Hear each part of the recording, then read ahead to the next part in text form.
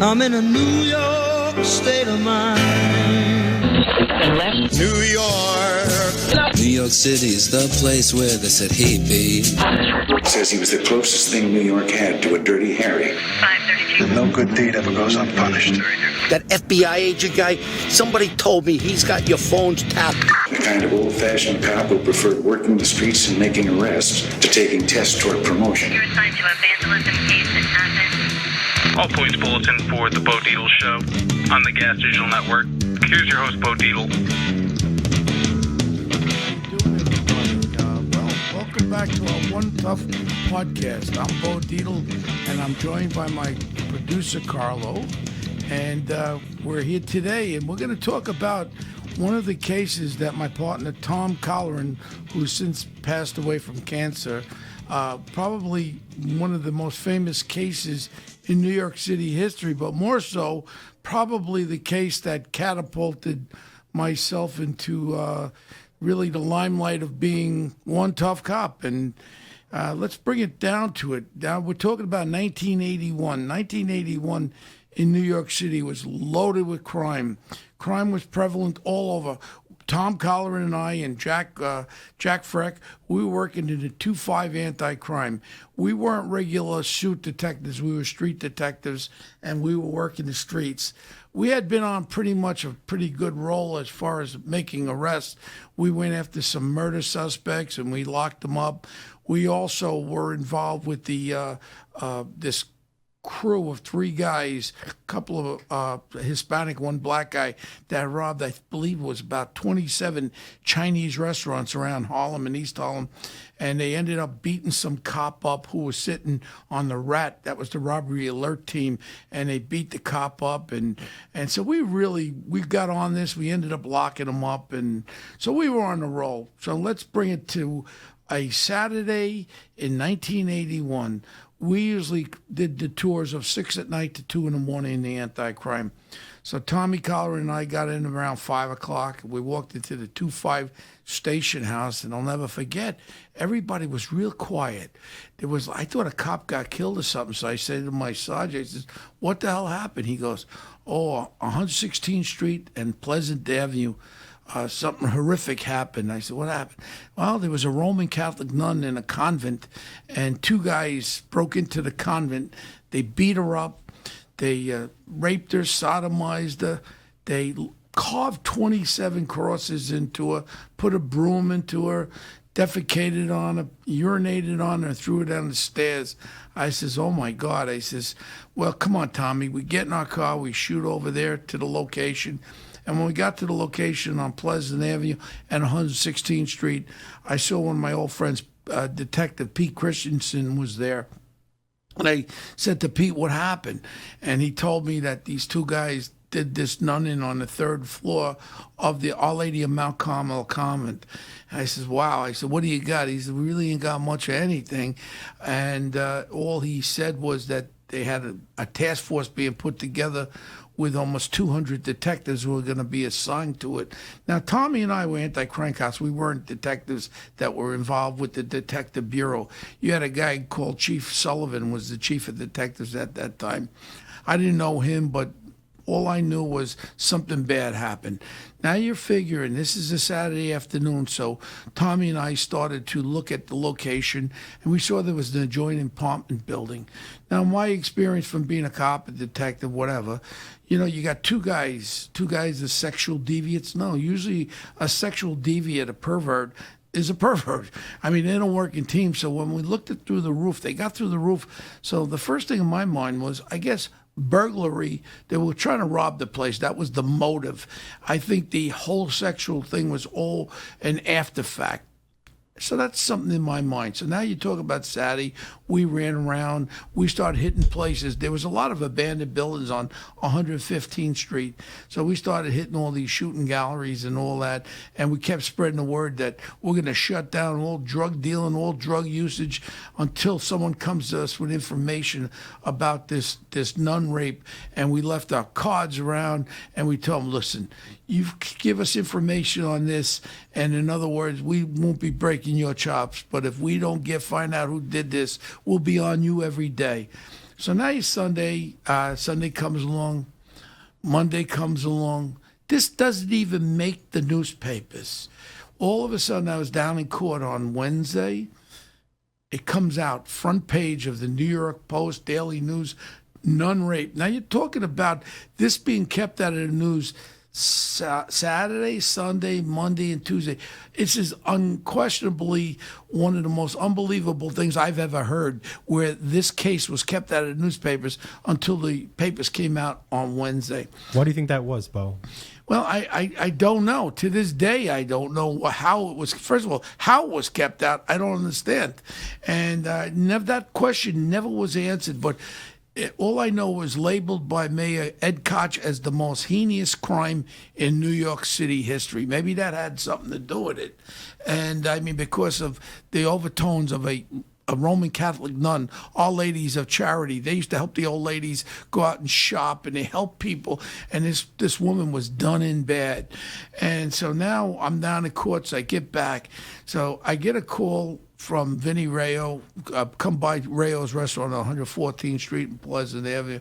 So I go see Vinny Rayo, and Vinny says to me, you know, Bo, I was outside in front of Rayo's, and I was sweeping out in the front there, and all of a sudden these two black guys come running by, and they says, hey, you want the guys that raped the nun? They come from 125th Street. That's all they said to him. But again, being a detective, you got this sixth sense as far as it was like a light goes off. That meant something. But also, there was tips about them coming from Queens, coming from West Harlem, coming from downtown, that they were crack dealers and they were angel dust dealers. So there was a lot of tips, but for some reason that was like a light in my mind. Next thing that happens is that night, I'll never forget, I go up to Rayo's there again, and I'm sitting there and having a drink with Tommy, and I'm just thinking. Now, Tommy Colleran had gotten into a bad problem. He had over $6,000 of parking tickets. He lived on 65th Street in the East Side. So they were talking about taking his detective badge away, and Tommy was starting to drink heavily. Well, Tommy was drinking, so was I. We used to go to the bar. I mean, you didn't go to an ice cream shop. You know, after work, you calm down. You finish up at 2 o'clock in the morning, running all over, locking people up. So you have a couple of drinks to calm down. You couldn't just go home and go to sleep. And people have to understand that's some kind of winding down. And so I'm looking at Tommy, and Tommy's really screwed up about this. So I come up with this cockamamie idea that I'm going to go to Captain Fortunato. And Captain Fortunato was the commanding officer of the 2-5 precinct. So I go see him Thursday morning. Now, one more thing. I go up to the Adam's Apple. He used to hang out there, 61st and 1st. That was like one of the hot clubs in New York. My best friend was Felix Brinkman, who was a Auschwitz survivor, 5 years in the concentration camp. He became like family to me. He was a godfather to my son, and Felix was the man. When I go up there, he goes, what the hell's going on? What are you doing about this case, Bo? I said, we got nothing to do with it. He goes, that's bullshit. He said, you and your partner have been locking up everybody. You're the crack guys on the street. I said, we're not involved. They got 200 detectives involved with it. He goes, that's bullshit. Next thing is, now with Thursday, so I get a call from the Colonial on 116th Street and Pleasant Avenue. Years ago, I had met Fat Tony Salerno, who was the head of the Genovese family, with Ralph Scopo. So I knew him. They used to call us Bo the Cops. We didn't get involved with anybody over there. He calls me into the restaurant bar, and he says, hey, Bo. He had a cigar in his mouth.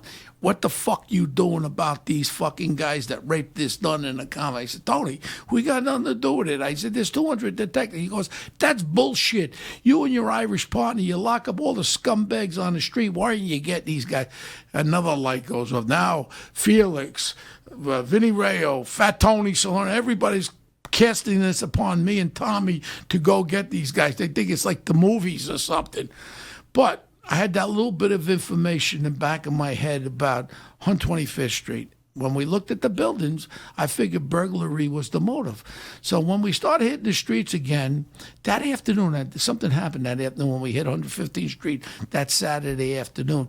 One of the junkies said to me, well, around noon, I saw one little black guy and one tall guy who were on the corner hanging out.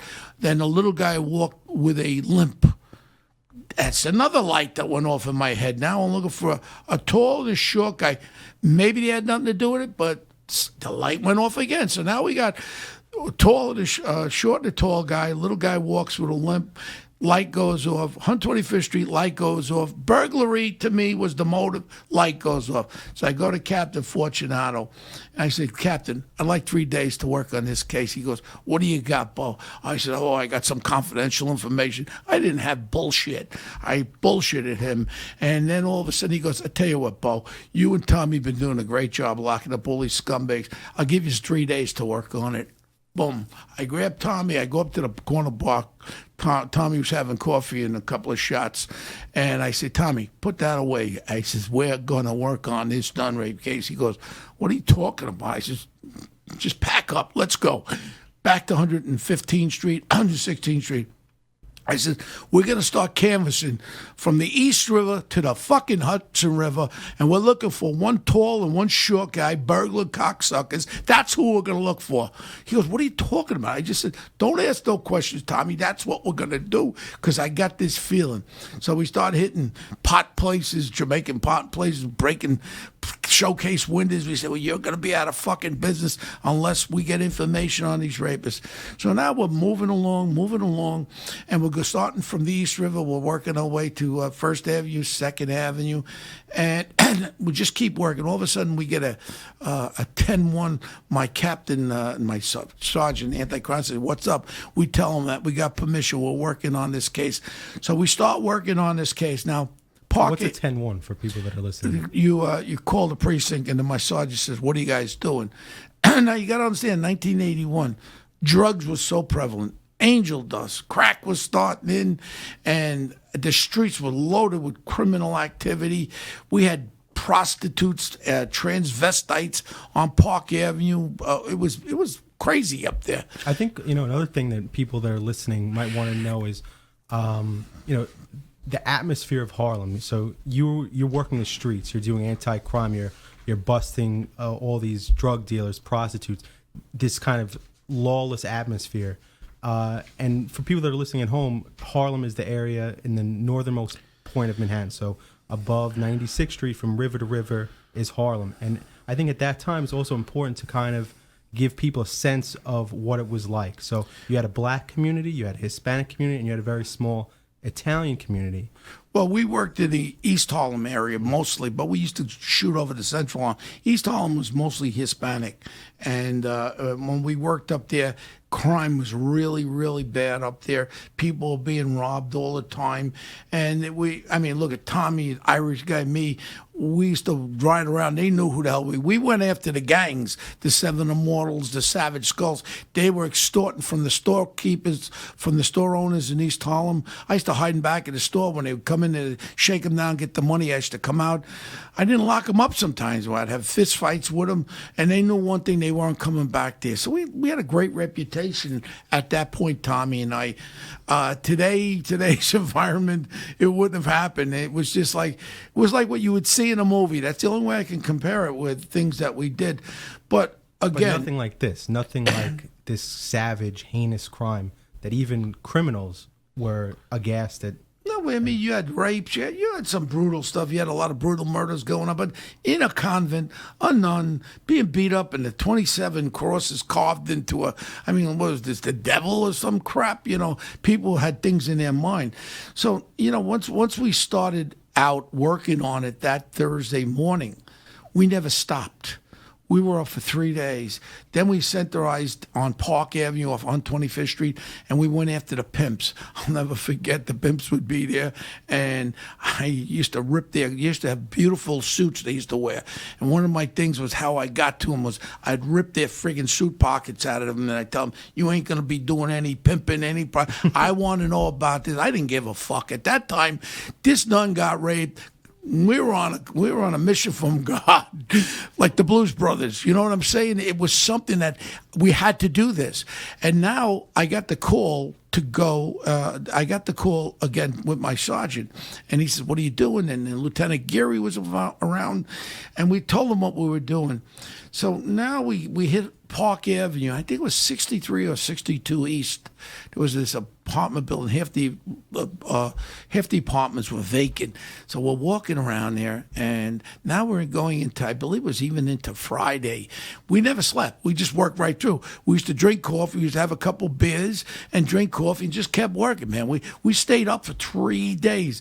This is one of the greatest cases and you'll hear how it happened, because you can't write a movie script the way this happens. So you're up 3 days, you're working the streets. You're going after all the people you know, these gang members, pimps, because you have a relationship, you know the area, relationship, they know who we were. They knew who you were. I don't think it was a good relationship. I think it was a relationship of fear, because they knew one thing. Tommy's nickname was Cowboy because he loved John Wayne. And the Cowboy and Bo were out there. Bo and the Cowboy, we were out there, and we just shook up the neighborhood. Now, another thing I forgot to tell you, I think it was that Thursday, front page of the New York Post, $25,000 reward from the mob, dead or alive, to get these guys. They say Tony Salerno put it up. And I'll tell you right now, and I swear to you, I have 4 children, never, ever would or did we take that 20? There was a lot of allegations that we took $25,000 reward money. No, you could have offered me $1 million, me and Tommy. One thing about Tommy and I, we were the straightest cops in the world. Maybe we were a little tough on the street, but as far as stealing, no, that didn't happen. So now we're working. All of a sudden, we hit this building. I think it was 62, 63. There was an abandoned apartment. All of a sudden, we opened the door. The kids are running. I said, don't run no fucking way. You guys smoke a pot. No big deal. I said, I'm here. I want to know what the fuck is going on. I'm looking for a tall guy and a short guy. The short guy has a limp, and they've been committing burglaries. All of a sudden, one of the kids, I grabbed the kid, and he had pot on him, bags of pot. I said, I'm not locking you up on this fucking bullshit. I said, I want to know something. He goes, well, there's this guy, Chicago. He goes by the nickname Chicago, has a friend named Max, but he don't have a limp. And then the kid starts walking. He goes, he walks with a bop. A bop. Fucking limp bop. That's exactly what the kid starts walking. Goes, sure. Boom, light goes off. Are we on the right thing? Who the hell knows? But then the other kid says, oh, yeah, Nicky Bonds is really pissed off at him. Supposedly they burglarized one of his social clubs, and they stole all the equipment, all the sound equipment. So now they're worried about Nicky Bonds. So for people that are at home that don't know who Nicky Barnes is, explain the significance. Nicky Barnes was the biggest drug dealer in Harlem. He was the king of Harlem, and he was one of the most notorious. I later get involved with his bodyguards. So I get locked in the cell, and I put his 2 bodyguards in a hospital, and I got put in the hospital laying next to him. That was that story with the gurney where I got locked in. They killed a Mount Vernon cop, and then they had a shootout. That was the other story I talked about last week. And just everything circles around. Now, they said, well, he lives up on the 3rd or 4th floor. His stepfather's up there. We go up there, we knock on the door. Nice elderly gentleman, black guy comes to the door. Hello. I said, we're detectives. We're investigating this nun rape. We heard about it. I said, we'd like to talk to your stepson, Chicago, whatever his name is. And Harold Wells was his name. And he goes, did my stepson do something? I said, we don't know, but we'd like to talk to him. Here's my card. So next thing is, this was in the morning time of, I think it was Friday morning.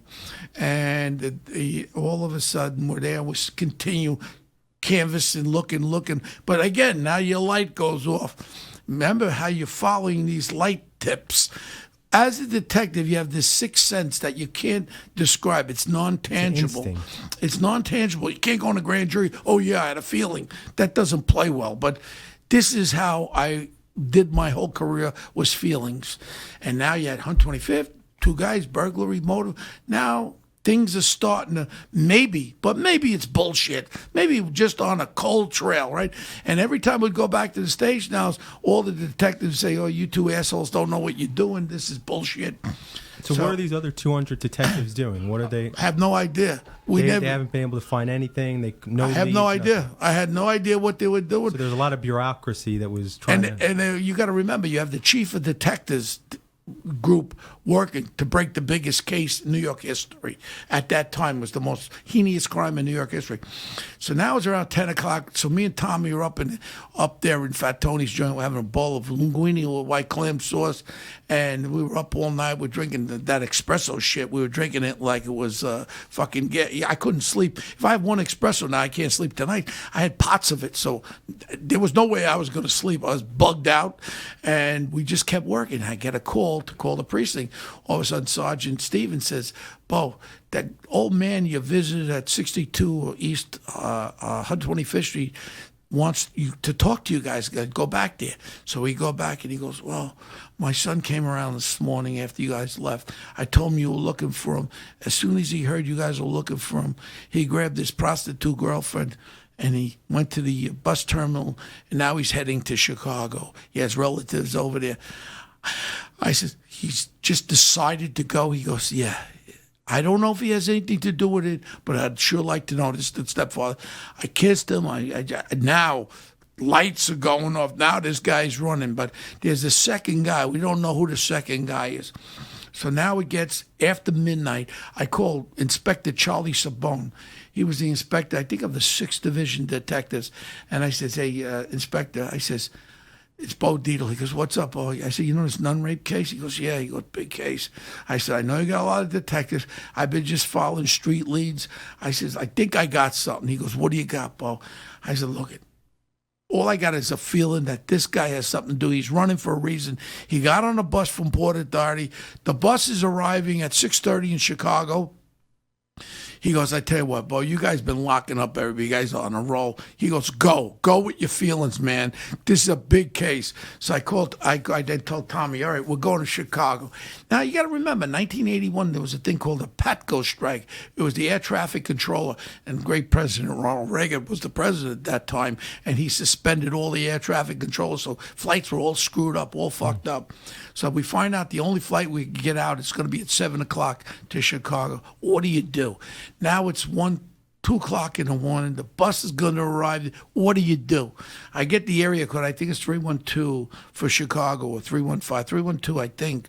555-1212. I call it up, and they go, give me the police department in Chicago PD. Chicago PD, I says, give me the detective squad. He goes, we don't have a detective squad. I said, what do you got for real bad crimes? Violent crimes section. I said, that sounds fucking good, violent crime section. All of a sudden, the phone rings, and all of us, you got Sergeant, I'll never forget, Sergeant Kelly, Violent Crime Section, Chicago PD. I said, hey, Sarge, how you doing? This is Bo Dietl from New York. I'm a cop in New York City. I said, we had this big case. There's none getting raped in a common, 27. Oh, yeah. It was all over our papers, too. There's a national story. I said, how long you been a cop? He goes, 25 years. I said, great.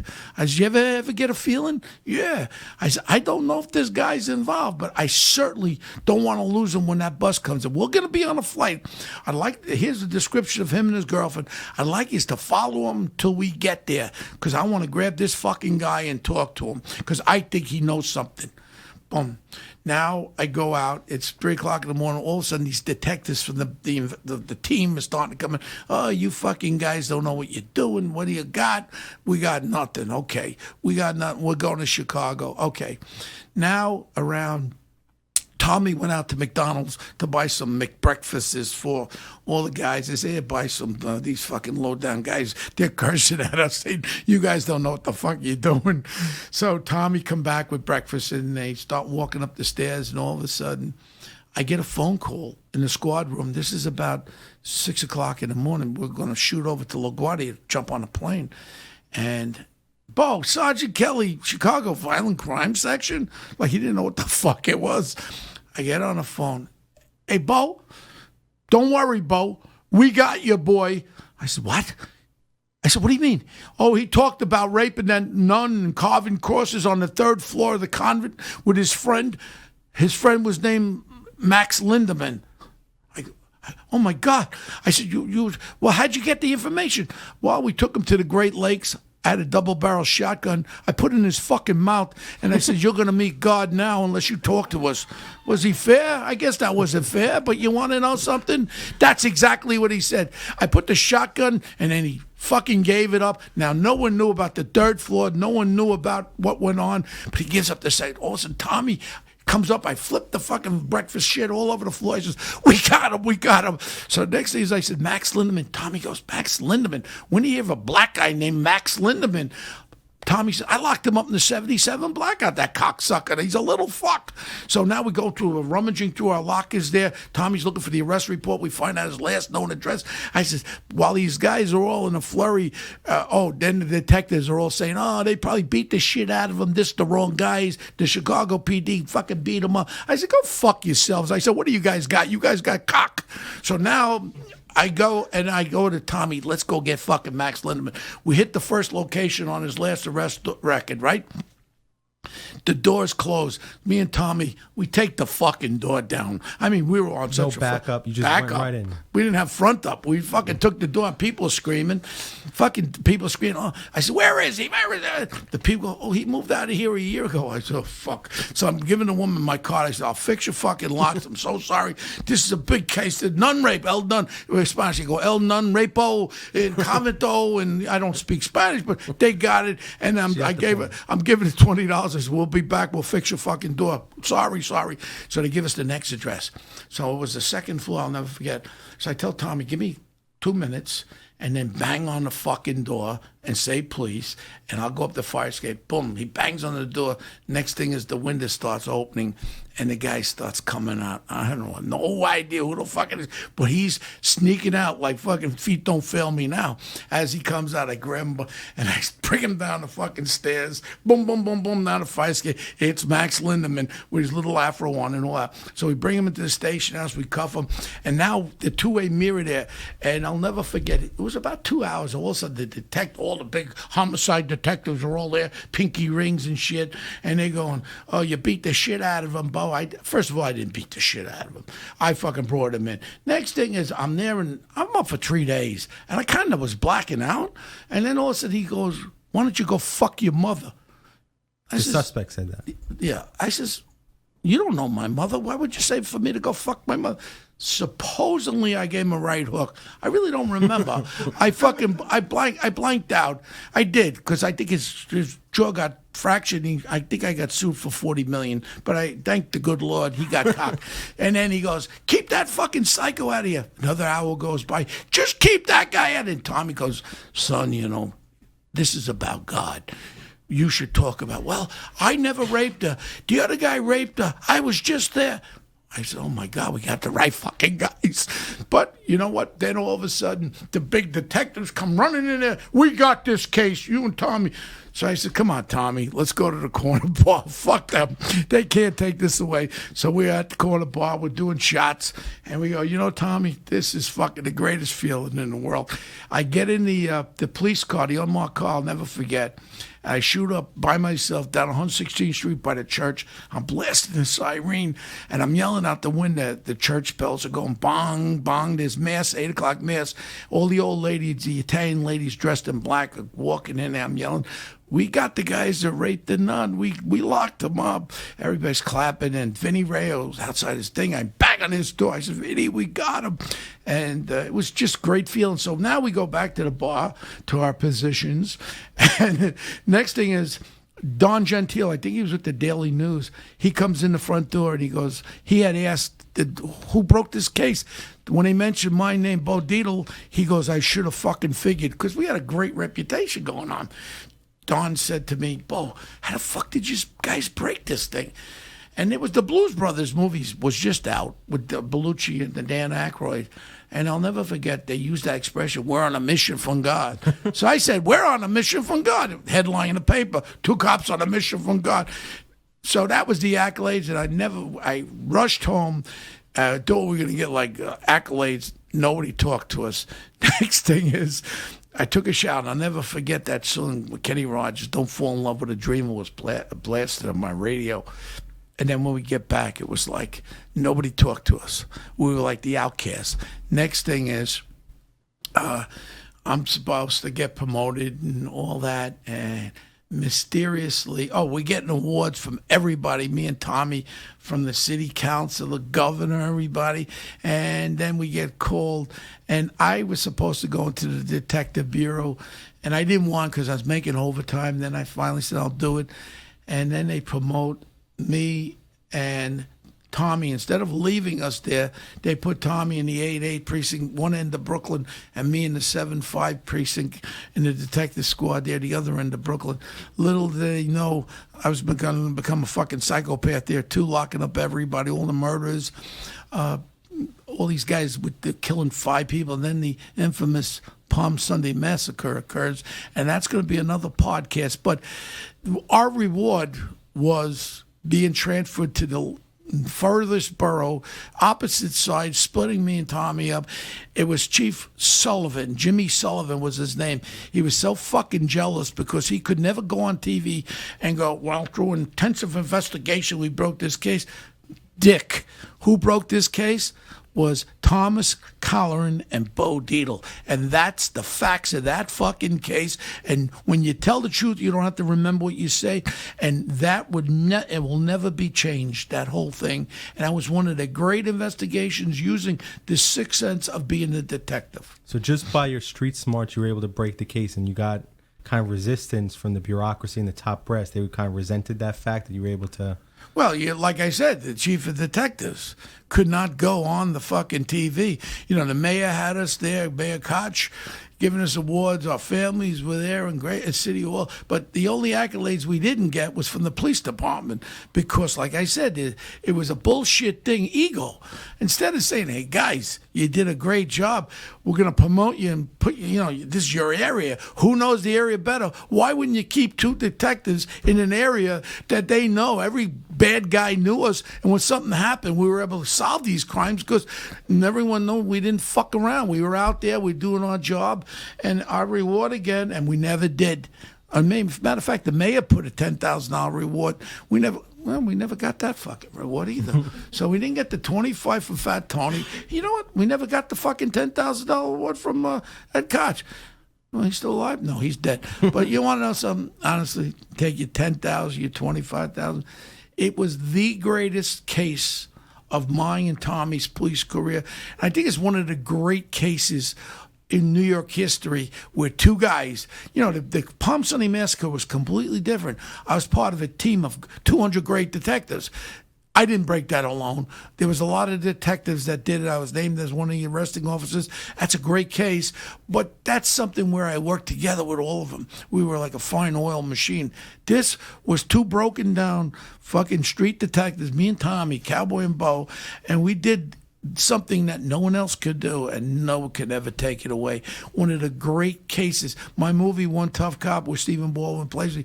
They tried to duplicate it. They had me killing 35 fucking people. I never killed anybody. That's Hollywood. My point is that this story that I just told you right now, I don't think could happen today with all the bullshit, political correctness crap. Imagine a video of me ripping some fucking pimp suit off him. They'd be locking my ass up or putting a guy's head in a toilet bowl with shit in there up to my arm. I mean, they would be locking me up. But it was a different fucking time. Murders were up there. We had over 2,000 murders, robberies, 500,000 robberies. It was bad out there. Times change. You have to change with the time. I'm very well acknowledging the fact that times have changed. But to be a cop in those days and do what Tommy and I did, God rest Tommy's soul, it was the greatest case of my fucking life. And just through old-fashioned police work, no DNA, no trace evidence. It was before that. So it's just your street instincts and being able to follow the leads and follow your gut. I tell young detectives, you can't describe it, and how you develop it is through experience. And what happens is you fine-tune it. We'd walk into Jimmy Weston's, was a restaurant on 54th Street after we broke it. Rayo's, Adam's House. The whole fucking restaurant would start clapping. They'd all stand up cheering and clapping. It was like, all I could tell you is the greatest feeling of my life was the day we locked those 2 fucking scumbags up, and nobody could take that feeling away. You could put $10 million on the table right now, cash, non-reported. I wouldn't take it to have that feeling back. Absolutely. So that's, as everyone's just heard, it was a tremendous case, and it really, the truth is always the greatest story, because You can't replicate it. You can't write it, and no one can ever copy that. You know, the listeners out there, if you want to, the book One Tough Cop that I wrote, I think the first 90 pages deals exactly what we were just talking about, and the movie's a little bit. Not real for the fact I didn't go kill him. Then they had me screwing my best friend's girlfriend. I said, that's fucking Hollywood. I told Marty Bregman just died. He was my partner producer. I said, Marty, why would you put this in a fucking movie? I said, first of all, with all the women out there, why would I want to screw my friend's girlfriend? I said, this is bullshit. That's not my DNA. That's not my character. But the movies sell and all that. I think Stephen Baldwin did a good job. Gina Gershon was in there, and Sean Penn's brother was in there. We had a good movie, but you know what? The movie was out. It did well, and I have a movie about one of the greatest cases. But I'll tell you the truth, I'd love to do this movie of really what happened, by what happened. But the only thing is, they'd probably be having picket signs out there that I'm a racist, a fucking brutal, this, that. But you want to know something? Sorry. That's the way it was. And when that nun was getting raped in that convent, and when they were carving 27 crosses, and when they were putting a broom into her vagina and they were urinating, I don't think she had too much protection. You know, these two guys that did it, they're out of jail. They've been out of jail a long time. Harold Wells and the other fella was Max Lindemann. They've been out a long time ago because the nun couldn't testify, so they only got him on burglary. This country's been pretty good to these two fucking scumbags. I couldn't believe it. I couldn't believe that they lasted in jail. But you want to know, some times have changed, man. I got to realize one thing. I'm not angry with anybody. I have to forgive and forget because I have no one supporting my feelings. So my feelings have to be, I did what I had to do. Do I have any regrets? Do I apologize? No. I don't. Maybe I apologize to the guy I put in the toilet seat with the shit in there. I apologize to him. But you want to know something? You were a fucking junk user. You were committing crimes. Fuck you. And you want to know something about Max Lindemann, about me breaking his jaw? Fuck him. I hope your jaw still fucking hurts every time you chew. I think everyone would agree with that. So you heard the story of this amazing case, the case that catapulted Bo to fame and launched his detective career. Next time, we're going to speak about some more cases as Bo went into Brooklyn in the 7-5 precinct, and another very infamous case we will touch upon. So everyone out there, please subscribe to our podcast. Please give us a great review. For any questions, please email them to onetoughpodcast@gmail.com and follow our Twitter account @onetoughpodcast. As a reward for the first couple weeks of this podcast, we are going to be giving out a signed autographed copy of Bo's book, One Tough Cop, and to one lucky follower who we choose every week. So please, guys, listen in, subscribe, and we look forward to your feedback, and we'll see you next time.